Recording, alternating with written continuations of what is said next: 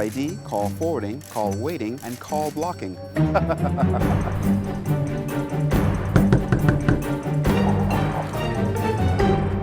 I think it's time you cut the blue wire. Cut the blue wire. Save up to $250 on your phone features with RevVoice. Get RevVoice. Save money. Good evening, Bahamas. Coming up tonight, a widow gets the opportunity to bury her husband 7 months after he was killed.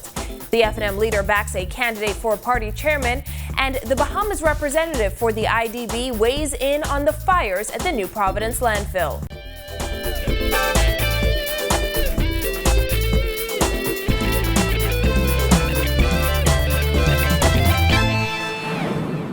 Welcome to our news. I'm Christina McNeil. Thanks for joining us. Topping news tonight, a mother of 3 is struggling to bury her husband 7 months after he was shot and killed at Palm Key. The widow of 35-year-old Jean Richmond says her husband was killed over the last paycheck he never received, and she will never get to see her husband's face before he's laid to rest. My kids can't sleep. They ask me, especially for my last girl. She said, "Mommy, you saw my daddy?" I say, "Yes, Sophie." "How you look? You look sad? You look happy? They fix the face?"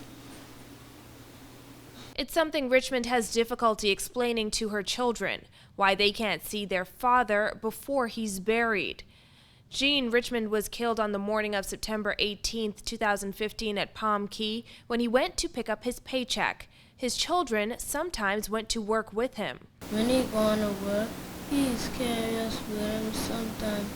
And one day he carried us to work with him. He let us paint with him. And anything we need, he's buy it. He used to give us lunch money. He used to keep eyes on us. God used to keep eyes on us. And my daddy, and then you miss me. I miss him. But it's Richmond's eldest son, Jamsey, who put it in perspective. When my daddy first carried us to school, thank God we wasn't in that car, because we would be dead.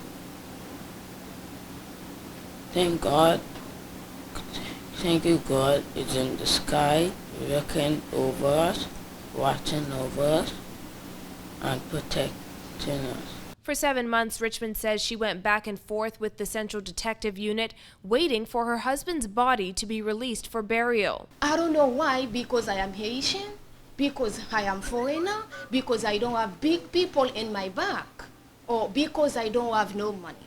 I don't know. Back in November, Richmond got the call she had been waiting for from police. But just minutes after making arrangements for burial with a funeral home, she says her husband's body was ordered back to police so that more investigations, including DNA analysis, could be completed.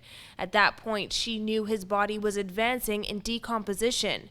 Until she would have the opportunity to bury her husband, Richmond attempted to make ends meet. My days, when my day week I have it for $50. When I go into the shop, I spend $40. I keep $10 for the 2 days to send my kids to the school. After that, next day 3 days, they stay home. She says she doesn't have to eat every day, but her children do. A memorial service for Richmond is scheduled for Kemp Road Alliance Church at 8 p.m. tonight.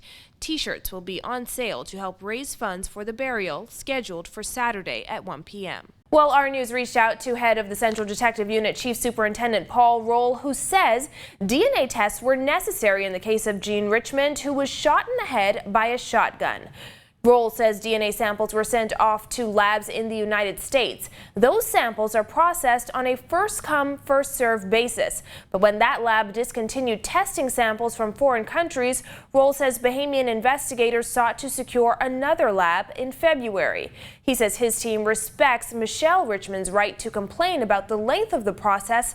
However, CDU is committed to bringing relief and closure to all families that have suffered loss through violent death. Roll notes that there are still other Bahamian families waiting on DNA results from cases that occurred before Jean Richmond's death. There have been calls for the government to establish a new police forensic lab to eliminate the need for samples to be sent abroad. In other news, less than a week before the Free National Movement elects a new chairman, party leader Dr. Hubert Minnis is hinting at which of the two candidates he may throw his support behind. Minnis says chairman hopeful Sidney Cawley has a wealth of experience and they have a great relationship. He also hit back at former Deputy Prime Minister Frank Watson, who expressed concern that better candidates have not emerged in the chairman race. Our News' Vonique Toot reports. Christina, amid criticism over the Free National Movement's choices for chairman, party leader Dr. Hubert Minnis defended one of the two candidates today, telling R News it doesn't get better than Sidney Cawley, who served alongside him as a cabinet minister in the last Ingram administration. Sidney Cawley? You can't ask for a better candidate or person than Sidney Cawley. He's been a former deputy leader of the Free National Movement. What I would say is Sidney Cawley has served in all these capacities before. He's been a minister in the government. He's been a former member of parliament. He has a wealth of experience. Asked if this is his endorsement of Cawley, Minnis said he only has one vote, but noted they work well together. We served as ministers together. We have a personal relationship. We have utmost respect and admiration for each other. And we get along very, very well. Cawley will go up against F&M party member Rodney Monker in the race for F&M chairman. Cawley said recently he has a tremendous contribution to make to the F&M as its chairman, while Monker has vowed to unite and reignite the opposition if elected. Minnis dismissed concerns by former Deputy Prime Minister Frank Watson, who suggested that more qualified people have not been nominated for F&M chairman. Politics has become dirty. And a lot of people do not want their names to be mudslung here, negative here. People want to still live a private life. And all the mudslinging, a lot of people are not into. They want to deal with issues.